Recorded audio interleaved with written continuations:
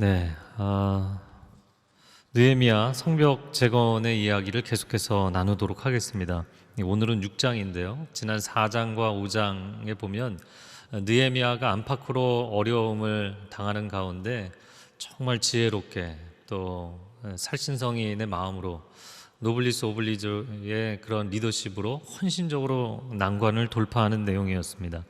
자, 오늘의 본문은 성벽 재건이 거의 완성되어 가니까 이 외부의 압박과 협박이 정말 최고 수위에 이르게 됩니다.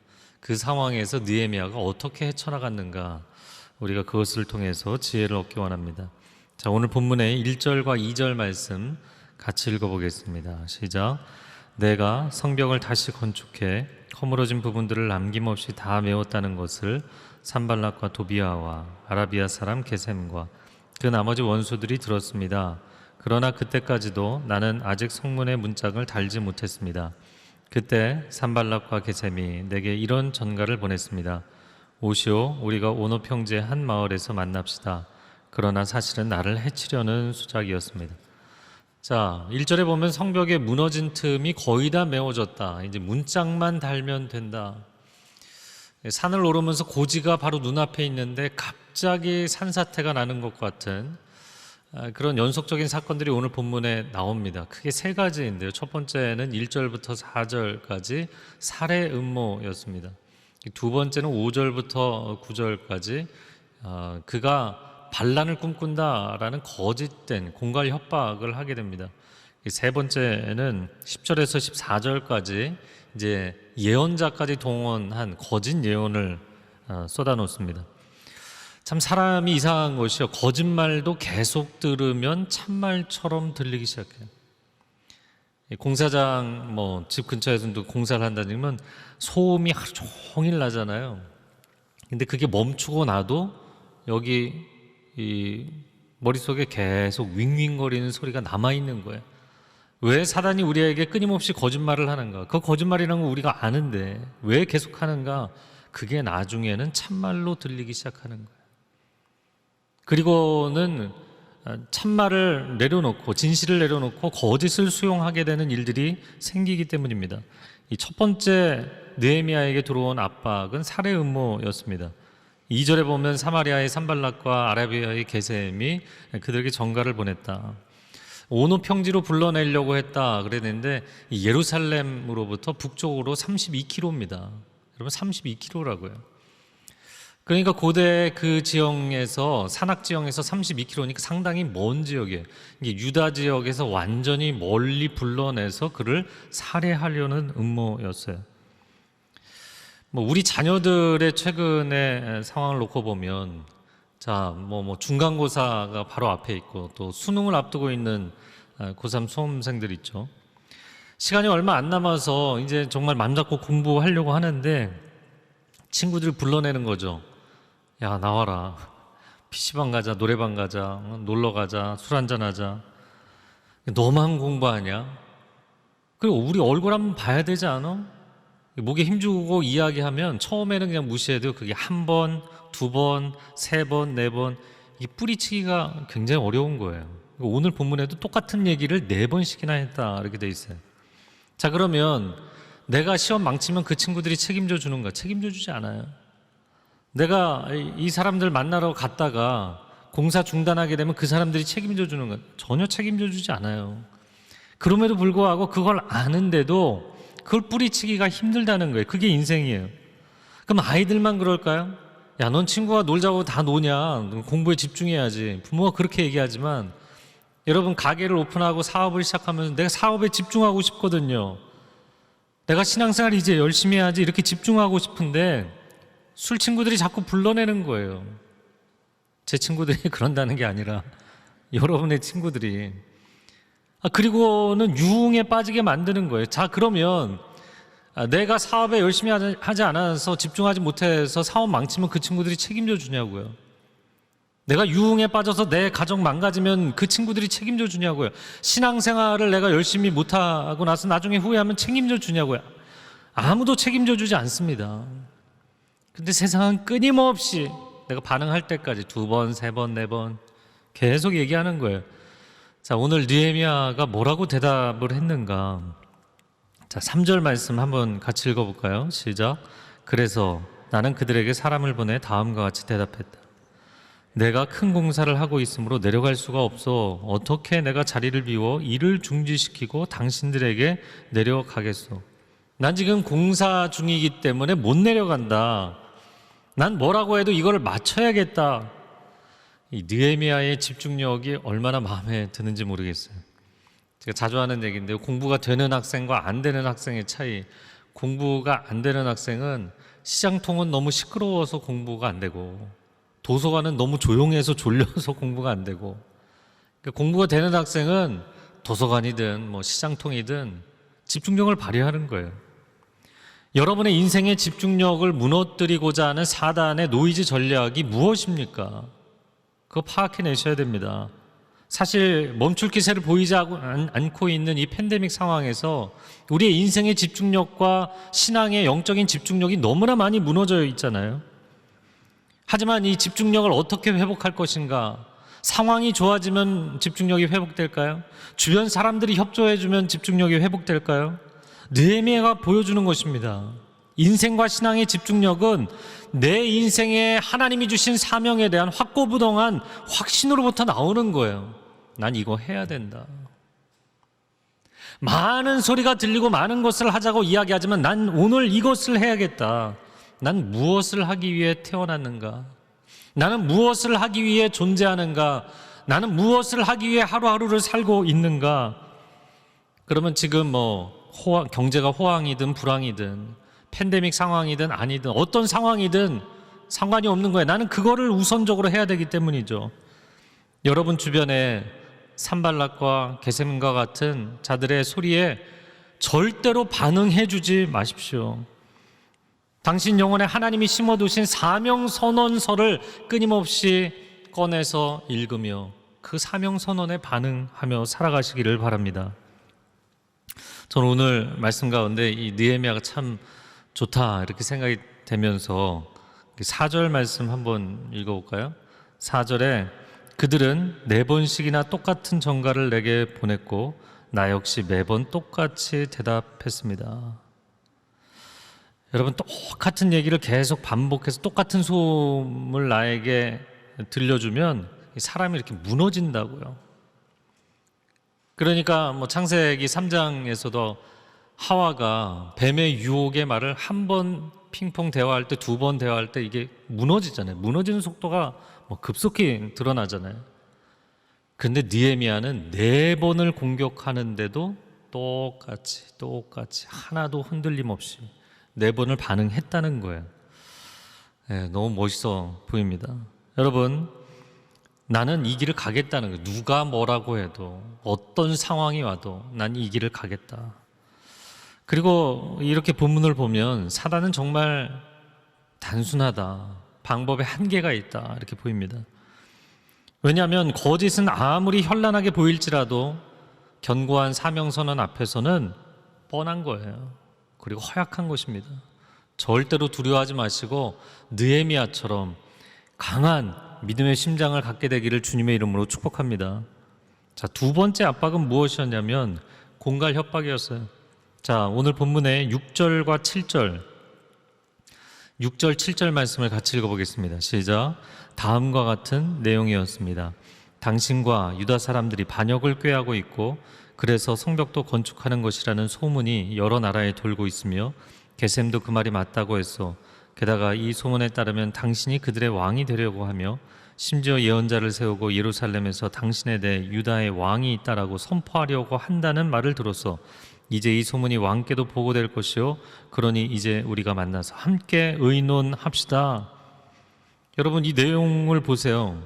팩트는 하나도 없는 거예요. 소문이, 너가 반역을 일으키기 위해서 성문을 건축한다는 소문이, 그 소문의 실체가 어디 있는지 사실 이것도 팩트가 아직 체크가 안 돼 있는 거고요. 2번째는 예언자를 통해서 자, 여기 왕이 있다, 그런 말을 하려고 한다. 그러니까 이것도 아직 무슨 사건도 아니고 팩트도 아니에요. 왕에게 보고한다고 협박을 했지만 그것도 아직 보고가 안 돼 있는 상태니까 그것도 팩트가 아니에요. 그러니까 아무것도 사실은 없는데 굉장히 위협적인 이야기를 한 것입니다. 오늘날과 같은 상황에도 국가 전복을 꾀한다? 이거는 중형에 해당하는 것입니다. 근데 당시 왕이 통치하는, 그것도 페르시아라는 대제국의 왕이 존재하는데 반역을 모의한다? 그것은 목이 날아갈 만한 죄목인 것이죠. 사실 예수님도 2000년 전에 십자가에 달리신 것은 법적으로 얘기하자면 반란 죄목을 씌운 거였잖아요. 그러니까 이거는 단순히 느헤미야의 명예를 실추시키겠다는 시도가 아니었다는 것이죠. 그를 완전히 코너에 몰아서 그를 죽이려는 것이었습니다. 엄청난 협박. 그런데 느헤미야가 오늘 본문을 보니까 낌새를 챈 것 같아요. 그런 표현 자체는 없는데 성경 구절이 그걸 얘기해 줍니다. 왜냐하면 느헤미야가 쓴 책이기 때문에 느헤미야가 기록한 내용을 한번 보십시오. 5절 말씀입니다. 같이 읽습니다. 그리고 다섯 번째도 산발랏은 자기 종의 손에 봉하지 않은 편지를 들려보냈다. 봉하지 않은 편지. 여러분, 당시에는 오늘날도 뭐 마찬가지지만 여러분 우체국에 가서 편지 붙일 때 그 봉하지 않는 사람 있나요? 뭐 오늘날도 마찬가지지만 그 시대에는 더더욱 그랬습니다. 공문서는 당연하고 개인적으로 보내는 서한일지라도 밀봉을 하는 것이 그것이 상식적인 것이었습니다. 근데 그것을 오픈해 놓고 편지를 보냈다는 거예요. 이게 무슨 얘기인가요? 그러니까 우리가 너가 걱정이 돼서 이거 조용히 알려주는 거야, 이런 게 아니라 언제든지 사람들한테 공개해 버릴 거야, 이런 위협적인 태도의 서한 전달이었다는 것이죠. 그러니까 그들은 소문을 들은 것이 아니라 그들이 소문을 만들어내고 있었던 것입니다. 그리고 이 악한 소문을 페르시아 제국의 왕에게 보고를 해서 너의 총독직이 날아가든지 목이 날아가든지 그렇게 만들겠다. 그러니 당장에 우리를 만나서 의논하자. 이쯤에서 우리와 손을 잡고 타협해야 되지 않겠느냐, 이렇게 으름장을 놓은 것입니다. 자, 느헤미야가 이번에 또 어떻게 반응을 하는가? 8절 말씀을 같이 읽겠습니다. 나는 그에게 이런 회답을 보냈습니다. 당신이 한 말은 모두 거짓이요 당신이 꾸며낸 것일 뿐 실제로 그런 일은 없어. 거짓과 실제, 아주 간결하게 답을 보냈지만 거짓과 실제, 이걸로 대답을 했어요. 아까도 이야기했지만 세 가지가 다 팩트가 아니잖아요. 너희가 하는 말들은 사실 무근해, 팩트 체크도 안 돼 있는 거짓이다. 경중을 따져봐야 됩니다. 아무리 위협적일지라도 소문이 중요한 것인가, 아니면 아무리 작아 보여도 사실 팩트가 중요한 것인가. 우리는 사단이, 세상이 거짓으로 우리를 몰아붙인다 할지라도 분명히 진실에 근거한 신앙과 삶이 되어야 합니다. 그래야만 그것을 뚫고 나갈 수가 있어요. 오히려 세상 사람들이 이 교회를 보면서 믿음을 강요할 뿐이지 사실은 아무런 진실에 근거하지 않은 헛된 믿음을 강요하고 있다, 이렇게 이야기하지만 여러분, 진실된 참신앙은 진리 위에 기초하는 줄로 믿습니다. 사실이 중요한 거예요, 크리스찬들에게는. 담임 목사님께서 뉴저지 초대교회 목회하실 때 소문 실명제라는 걸 하셨다는 거잖아요. 전 그 말씀 듣고 너무너무 좋은 제도다, 그런 생각을 했어요. 왜냐하면 이 회의를 할 때 그런 얘기를 하는 거잖아요. 오늘 본문에 야, 이런 소문이 돌고 있어. 그런데 사실은 그 소문은 자기들이 얘기하고 싶은 거였잖아요. 그러니까 회의할 때 교인들이 이런 얘기를 하는 사람들이 있어요. 그러면 자기는 자기가 말한 게 아니라고 얘기했기 때문에 책임은 피해가면서 상대방을 흔들어 놓는 거잖아요. 물론 실제로 그런 소문이 있을 수도 있죠. 그러니까 누가 언제 어떤 맥락에서 그 이야기를 했다가 명확하게 팩트 체크가 안 되면, 본인에게 체크가 안 되면 우리는 그거 수용하지 않는다, 채택하지 않는다. 소문 실명제를 하셨다는 거예요. 여러분, 교회는 좋은 분위기를 형성하는 것도 중요하지만 이런 악의적인 소문, 분위기 유지하기 위해서 거짓과 타협을 하고 거짓에 손을 잡아주면 안 됩니다. 크리스찬들은 작은 것이라도 사실에 근거해서 정직하게 어려움을 이겨낼 수 있는 사람들이 되어야 돼요. 저도 말하자면 비슷한 어려움을 겪은 적이 있는데요. 누군지 알려고 하지는 마세요. 제가 전에 다른 곳에서 목회를 할 때였는데 그런 경험은 저도 처음이었습니다. 청년들이 저에게 찾아와서 주례를 요청해서 당연히 주례해 주겠다. 아주 저희 청년부에서 헌신적인 두 리더였어요.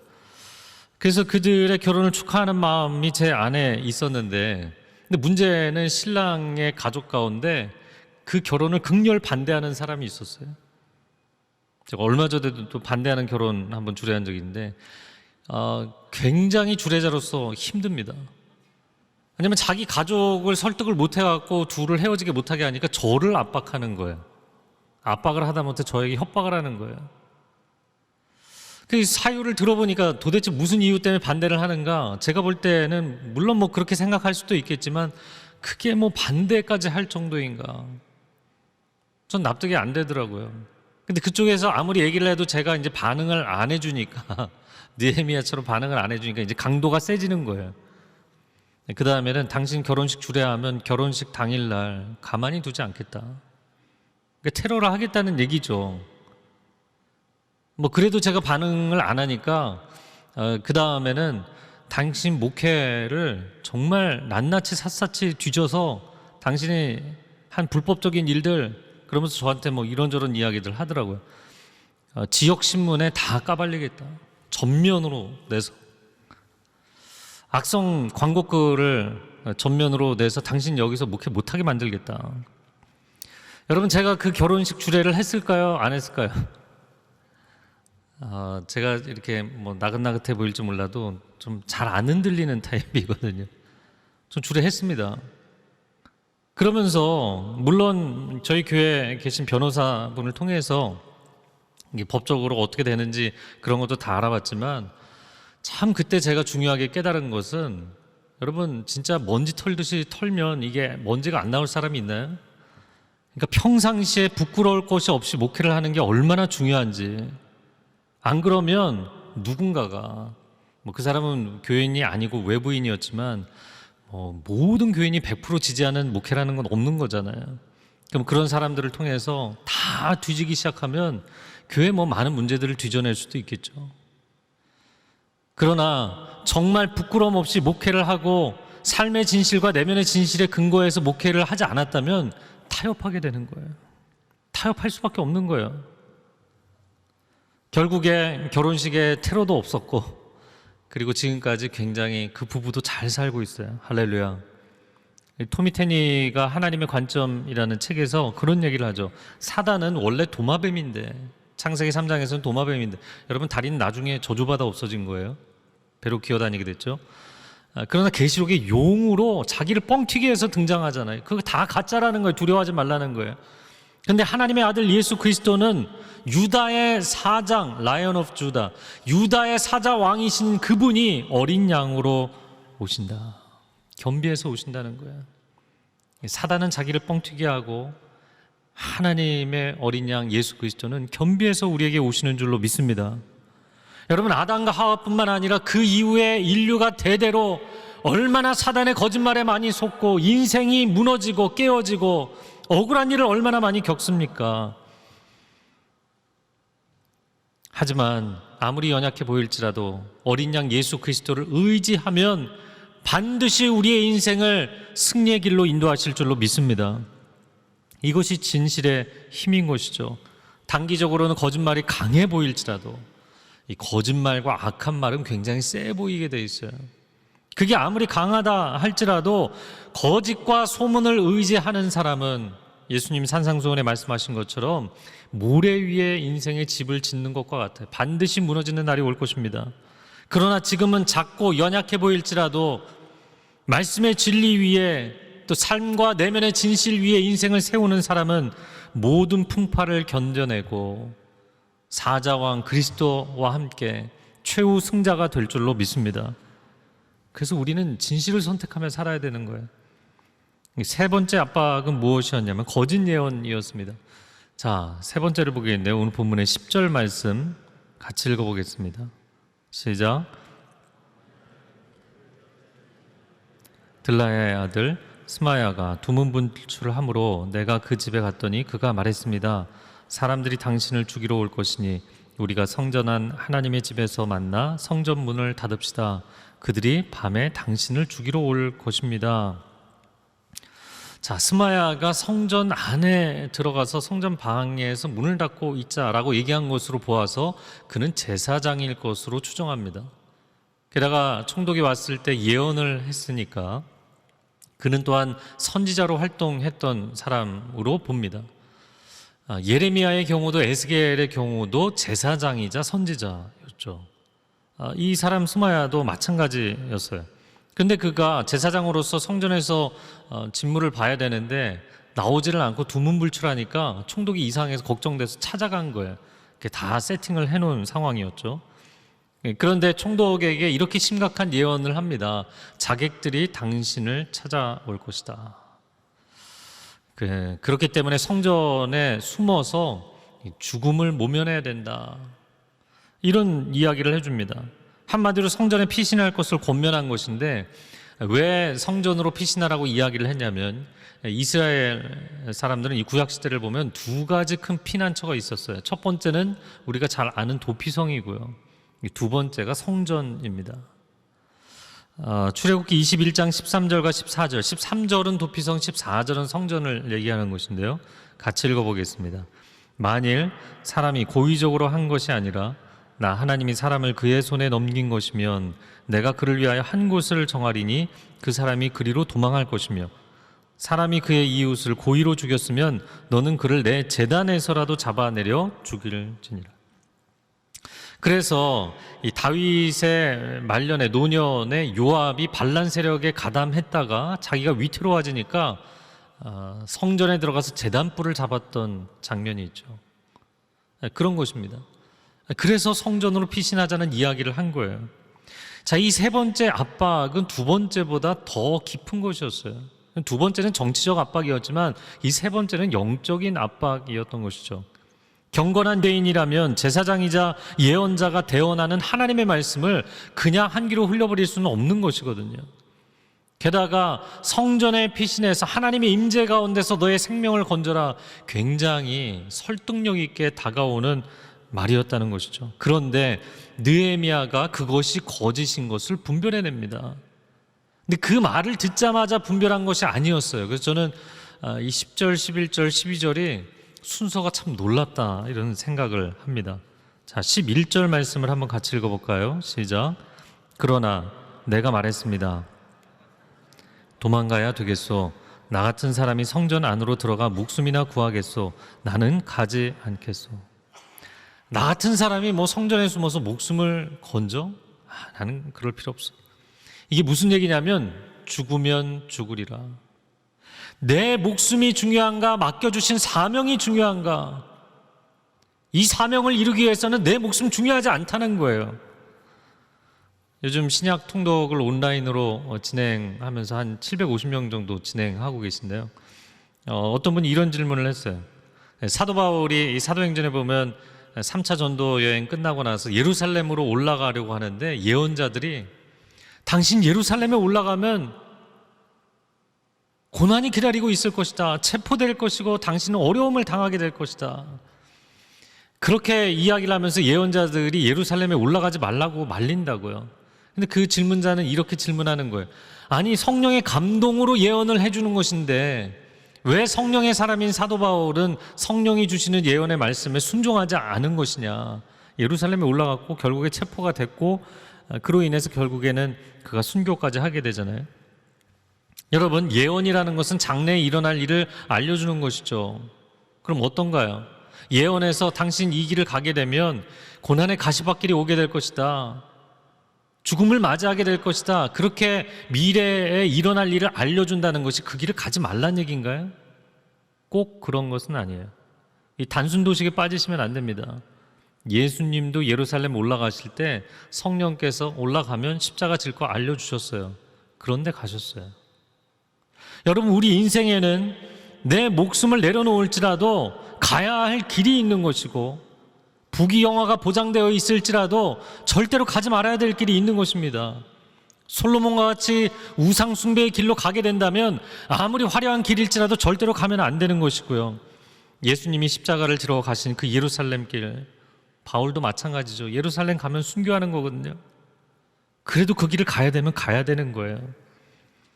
느헤미야가 세 번째 가장 수위가 높은 영적인 압박이 딱 들어오니까 가장 순전한 헌신의 고백을 한 거예요. 내 목숨을 내려놓겠다. 내 목숨을 기꺼이 내려놓겠습니다. 저 죽어도 좋습니다. 저 한 사람의 생명을 초계와 같이 던져도 나는 하나님의 영광을 위해 살고 하나님의 성전을 세우고 하나님의 도시를 세우는 것, 저는 이 일을 위해서 헌신하겠습니다. 근데 참 이게 중요한 거예요. 왜냐하면 많은 사람들이 이 고백을 못해서 당하는 겁니다. 사랑하는 성도 여러분, 여러분이 죽음을 두려워하면 죽을 일이 벌어지게 돼 있어요. 믿음과 두려움이라는 것은 상당히 유사한 것인데, 두려움이 무엇입니까? 아직 일어나지도 않은 일을, 일어나지 않을 일을 일어날 것이라고 믿게 만드는 거예요. 두려움도 또 다른 종류의 믿음이에요. 어두운 믿음, 부정적인 믿음이에요. 난 내 인생 망할 거야, 어려워질 거야, 실패할 거야. 이게 두려움이에요. 사단이 심어주는 두려움이죠. 그런데 이 두 가지 종류의 밝은 믿음과 어두운 믿음이 전혀 다른 역할을 합니다. 믿음이라는 것은 현실을 꿰뚫는 통찰과 지혜를 우리에게 줍니다. 그래서 히브리서 11장 믿음장에서 이야기하는 것처럼 보이지 않는 것을 보게 만들어주는 힘이에요. 내 눈에 안 보여요. 육안에 안 보이는데 보이지 않는 길을 하나님 보여주시는 게 믿음이에요. 그리고 믿음으로 가면 그 길이 열리는 거예요. 할렐루야. 근데 두려움이라는 것은 놀랍게도 정반대입니다. 있는 것도, 눈앞에 있는 것도 보지 못하게 만드는 거예요. 이게 두려움이라는 부정적인 믿음입니다. 희박한 공기 속으로라는 책이 있어요. 이것은 실제로 일어났던, 에베레스트를 등반하는 등반팀이 경험했던 아주 슬픈 사건에 대해서 기록한 책입니다. 이 사람들이 에베레스트의 최고봉에 도전을 했고 결국에 정복했습니다. 정상에 올랐다고요. 그런데 너무 감격한 나머지 대원 중에 한 사람이 거기 오랜 시간 체류했던 거예요. 산 정상에 수천 미터를 올라가기 때문에 산소가 희박해지거든요. 희박한 공기 속으로, 산소 속으로 들어가기 때문에 산소통을 메고, 각자가 한 사람씩 산소통을 메고 올라갑니다. 근데 이 사람이 자기 산소통에 산소가 한계가 있는데 너무 오래 체류한 거예요. 다른 팀원들은 전부 다 이미 내려갔거든요. 내려가기 시작했거든요. 이 사람이 뒤늦게 내려오면서 당황해 하니까 이제 먼저 내려간 팀들이 얘기를, 무전을 해주는 거예요. 중간지대로 내려오면 산소통을 저장해 놓은 창고가 있는데 거기에 산소가 있으니까 꼭 채우고 와라. 산소통을 채우고 와라. 이 사람이 다급한 마음에 너무 당황해서 이제 그 지역으로 가죠.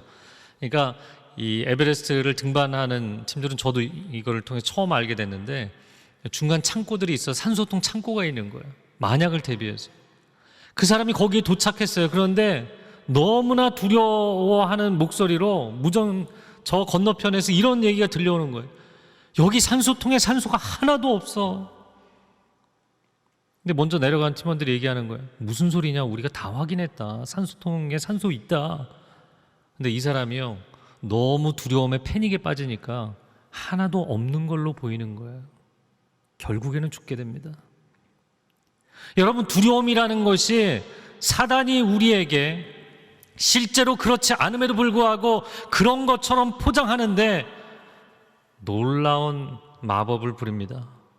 사람들의 참과 거짓을 완전히 뒤집어놔서 죽음으로 몰아가는 방식이에요. 두려움 너머의 삶이라는 책, 지금 시대에 읽어보면 굉장히 도움이 될 책이라고 생각합니다. 여러분이 어떤 일을 두려워하잖아요. 그러면 두려워하는 그 일이 일어나게 돼 있어요. 죽을까봐 두려워하지 마십시오. 죽을까봐 두려워하면 죽을 일이 생기게 돼 있어요. 두려움이라는 것은 사단의 가장 허황된 전략이면서도 가장 강력한 전략이에요. 가짜인데 통하기 때문이에요. 이 보이스피싱이 그런 거잖아요. 내가 돈 잃을까봐 두려워서 돈을 잃게 되는 거잖아요. 와, 이건 매직이죠. 입시가 다가옵니다. 입시에 왜 많은 학생들이 집중을 하지 못하고 망치게 되나요? 이번 입시가 너무 중요한데, 망치면 안 되는데, 그 두려움에 사로잡히면 집중이 안 되니까 마지막 가장 중요한 그 한 달, 두 달, 세 달에 집중을 해야 되잖아요. 집중이 안 되니까 하루 종일 수십 번, 수백 번, 나 망치면 안 되는데, 망칠 것 같은데, 이거 하고 있으니까 시험을 실제로 망치게 되는 거예요. 자, 이런 얘기하면 이제 뭐 상담을 하거나 그러면, 아니 이 상황에서 이게 내 인생에 너무나 중요한데 어떻게 내가 두려워하지 않을 수가 있느냐. 당연히 두려워할 수밖에 없는 상황이에요. 목숨이 오가고 내 인생이 오간다고 생각하니까. 그래서 그 순간에 뭐를 하셔야 되냐면 주님께 여러분의 목숨을 과감하게 던지셔야 돼요. 여러분이 터부시하는 걸 그냥 주님 앞에 쏟아놔야 돼, 뱉어야 돼. 하나님, 저 시험 망쳐도 좋습니다. 이거 절대로 이 말 못 하거든요.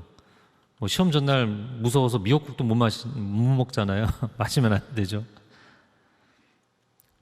시험을 망칠지라도 내 인생은 하나님이 책임지실 것입니다. 아멘이신가요? 여러분이 가장 두려워하는 것은 하나님 앞에 던지세요. 내가 부들부들 떨면서 내 손에 쥐고 있다고 해서 그게 잡힙니까? 사업을 성공하는 것, 시험을 잘 봐서 내가 원하는 대학에 들어가는 것, 우리의 인생에 많은 소원들이 있지만 내가 내 힘으로 내 유한한 능력으로 그것을 붙잡아서 이뤄내는 게 아닙니다. 그 일이 최선이어서 내가 하나님 앞에 합력할 뿐만 아니라 하나님께서 허락하시면 하나님이 이루실 줄로 믿습니다. 그걸 하나님께 던져야 돼, 맡겨야 된다고요. 너 그러다가 죽어, 이렇게 예언이 들어왔잖아요. 그래? 그럼 내가 하나님 일 하다가 죽고 말지. 딱 이렇게 얘기를 했다는 거예요, 느헤미야가. 죽을 각오를 하고 나면요, 사람이 슬퍼질까요? 아니요. 굉장히 차분해지게 돼 있어요. 그래서 그 자살 충동 있는 사람들, 우울증이 이제 심한 사람들 그런 얘기를 합니다. 엎치락 뒤치락. 근데 자살을 딱 결정하고 나면 사람이 차분해진다는 거예요. 평안해진다는 거예요. 사람이, 물론 그 길을 가시라는 게 아닙니다. 사람이 내 목숨을 걸고 살겠다 이렇게 딱 각오를 하면요, 흔들리지 않게 돼 있어요. 아니 내가 뭐 죽는 것까지 결단했는데 뭐가 그 사람을 흔들어 놓을 수 있겠어요? 아무것도 흔들어 놓을 수가 없는 거예요. 느헤미야가 그랬던 것이죠. 이 팬데믹 상황에 정신적인 공황이 온, 두려움이 오는 분들이 상당히 많이 있습니다. 요즘 또 자연의 역습, 기상 변화, 너무나 이제 두렵고 지구 종말에 대한 또 패닉을 갖는 분들이 있어요. 그럼 왜 우리가 이런 것들로 인해서 두려워하는가? 그것은 죽을 각오로 살고 있지 않기 때문이에요. 내가 죽을까 봐 두려워 벌벌 떨며 살고 있기 때문이에요. 내가 돈 못 벌까 봐, 내가 사람들에게 무시당할까 봐, 이런 거 한 가지 한 가지를 내 작은 소나기에 붙잡고 어떻게든 매니징 해보려고 내가 하니까, 그러니까 두려움에 빠지는 거예요. 그리고 그 일이 계속 일어나고 원수에게 조롱을 당하는 거예요. 여러분, 억울하게 조롱당하며 살지 마십시오. 주님 앞에 완전히 던지고 맡기고 자유하여서 승리하며 살아가시기를 축복합니다. 아낌없이 여러분의 생명, 여러분의 존재를 쏟아부으며 사세요. 나는 단 하루를 살아도 가치 있게 살고 싶다. 그렇다면 그 하루에 여러분의 존재를 쏟아부으며 사세요. 세상 사람들, 세상 부모들 다 자녀를 세상 무한 경쟁에 밀어놓고 자녀들이 불행해지고 세속주의에 빠지고 유흥과 쾌락에 빠지고 교만에 빠지고 하나님과 멀어지는 무신론에 빠지고, 그런 시대에 내 자녀를 온전한 하나님의 사람으로 키워내는 것을 위해서 나의 젊음을 바친다는 것이 여러분 손해고 아까우신가요? 그거는 치를 만한 정말 가치 있는 일을 하고 있는 것이 아닙니까? 그러면 목숨을 걸고 그 일을 하는 것입니다. 이 시대에 모두가 내가 물질을 많이 벌어서 내가 나중에는 쾌락을 대가로 얻어야지, 그거 위해서 다 일하는 시대잖아요. 그거 위해서 기업을 세우는 시대잖아요. 그러한 시대에 하나님의 부요하심과 하나님의 자비하심을 나타낼 수 있는 기업을 세우겠다. 그러면 그 기업을 세우기 위해서 인생을 바칠 만한 가치가 있는 건 아니겠습니까? 온 세상의 교회가 손가락질을 당하는 이 시대에 살아있는 하나님의 교회, 영광스러운 교회를 세우기 위해서 목회자가 그 일에 헌신한다면 두려워할 것이 없이 헌신할 수 있는 건 아니겠습니까? 느헤미야가 딱 그렇게 자기를 던진 거예요. 제가 죽는다고요? 두려워한 게 아니라 죽어야 되면 죽겠습니다. 딱 이렇게 선언을 하고 나니까, 자, 10절 말씀에 거짓 예언을 들었어요. 근데 거짓 예언 듣자마자 분별이 된 게 아니라 11절에 딱 그 고백을 하고 나니까 12절에 뭐라고 돼 있나요? 12절 같이 읽어볼까요? 그 순간 나는 하나님이 그를 보내지 않았다는 것을 알았습니다. 거기까지. 언제 보인다고요? 헌신을 딱 결단하면, 내 목숨마저 던지면 그때 보이는 거예요. 투명하기 때문에 보이는 것입니다. 음모와 거짓말이라는 것은 언제나 화려한 색깔을 덧입고 등장한다고요. 화려해 보이죠. 강력해 보입니다. 하지만 진실과 지혜는 정반대로 아무런 색깔이 없는 투명함입니다. 그래서 약해 보여요. 화려하지도 않아요. 근데 중요한 것은 가장 결정적인 순간에 거짓을 분별해낸다는 거예요. 뭐가 본질인지, 뭐가 인생에 가장 가치 있는 것인지가 드러난다는 거예요. 할렐루야. 그래서 여러분, 진리에 헌신하면 거짓이 분별되게 되어 있습니다. 담임 목사님 하셨던 말씀, 그 위패 감별사가 위패를 열심히 연구하는 게 아니라 하루 종일 진짜 진패만 보고 있으면 위패는 언제든지 분별된다. 본질에, 진리에 헌신하면 거짓이 분별되고, 본질에 집중하면 비본질은 다 필터링 되게 돼 있어요. 사명에 목숨을 걸면 두려움에 인생의 시간들을 낭비하지 않습니다. 내 에너지 낭비하지 않습니다. 손해보지 않습니다. 예수님 말씀하셨죠. 마태복음 10장 16절 같이 읽어보겠습니다. 보라, 내가 너희를 보냄이 양을 이리 가운데로 보낸것 같도다. 그러므로 너희는 뱀같이 지혜롭고 비둘기같이 순결하라. 뱀같이 지혜롭고 비둘기같이 순결한, 오늘 설교의 제목이 순결한 지혜잖아요. 순결하면서도 지혜로우려면 하나님 내게 주신 그 사명, 그리고 하나님 내게 주신 그 진실에 인생을 걸어야 되는 거예요. 자, 15절과 16절의 내용이 무엇이냐면, 결국에 며칠 만에 이 성벽 재건을 완성했다고요? 52일 만에, 2달도 안 된 시간, 지난 140년 동안 두려워서 아무도 손을 대지 못했던 일을 52일이면 할 수 있었던 일을 140년을 기다렸어요. 느헤미야 같은 한 사람이 되어서 하나님의 마음을 시원케 해드리고 한국교회를 살리고 하나님의 나라를 건설하는 저와 여러분이 되시기를 주님의 이름으로 축복합니다. 그리고 16절에는 하나님께서 하신 일을 그들도 알게 되었다.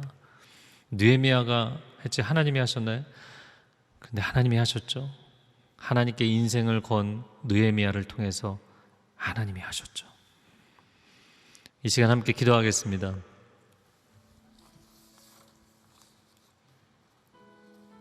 세상은 끊임없이 여러분에게 이야기할 것이고, 상황과 사람들을 통해서, 여러분 내면의 소리를 통해서 끊임없이 이야기할 것입니다. 사단이 여러분에게 넌 못해, 넌 끝까지 못 가, 넌 해낼 수 없어,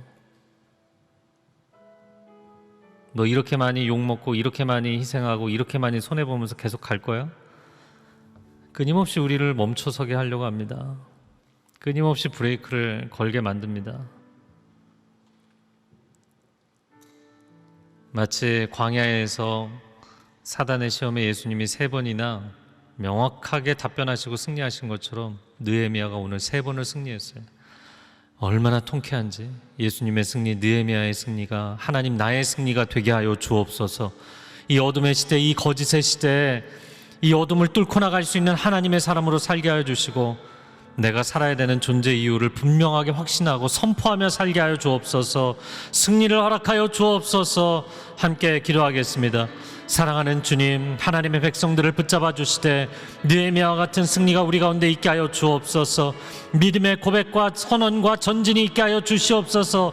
아무리 사방에서 압박해 들어온다 할지라도 하나님이 내게 맡겨주신 사명, 이 일을 이루기 위해서 내가 태어났고 내가 여기 존재하며 내가 인생의 하루 한순간을 살아가는 줄로 믿사오니 타협하지 않게 하여 주시고 전진하게 하여 주시고 하나님의 영광을 보게 하여 주옵소서. 하나님의 뜻을 이루게 하여 주시옵소서. 오 하나님, 세상의 소리에 사람의 소리에 휘둘리지 않고 많은 소리 가운데 또렷이 하나님의 음성을 들을 수 있는 사람들이 되게 하여 주옵소서. 느헤미야의 심장이 나의 심장 되게 하여 주시고, 하나님 모든 상황은 너무나 부정적입니다. 너무나 절망적입니다. 이 시대에 신앙생활 한다는 것은 너무나 절망적입니다. 140년 동안 주권도 잃고 도시도 무너져 있는 그 예루살렘의 상황은 우리보다 더 절망적이고 더 심각했습니다.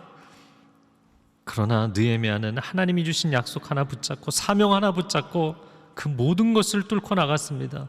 하나님, 우리 가정도, 우리의 기업도, 한국교회도 이 어둠의 시대를 뚫고 나갈 수 있도록 역사하여 주시옵소서. 그래서 우리의 다음 세대가 우리의 승리를 바톤 터치해서 다시금 한국교회 하나님의 나라를 세울 수 있도록 역사하여 주옵소서. 예수 그리스도의 이름으로 기도합니다. 아멘.